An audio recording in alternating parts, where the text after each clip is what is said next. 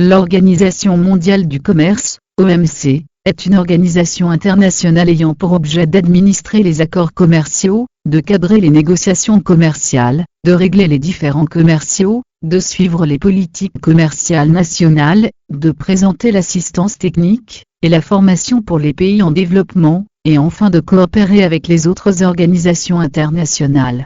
Elle demeure la relève de l'accord général sur les tarifs douaniers et le commerce, GATT, et est intervenue pour mettre fin aux lacunes de ce dernier.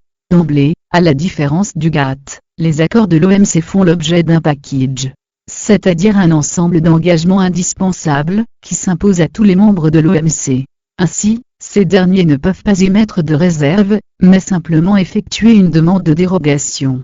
De même, le champ d'application des règles de l'OMC est bien plus vaste que ne l'était celui du GATT. Ainsi, sont concernés par la libéralisation, les marchandises, les services, la propriété intellectuelle, et sont désormais combattus, non seulement les obstacles tarifaires, mais également les obstacles non tarifaires par le biais d'accords spécifiques. De plus, les membres de l'OMC, contrairement au GATT, ont pour obligation de conformer leur droit interne avec les accords de l'OMC.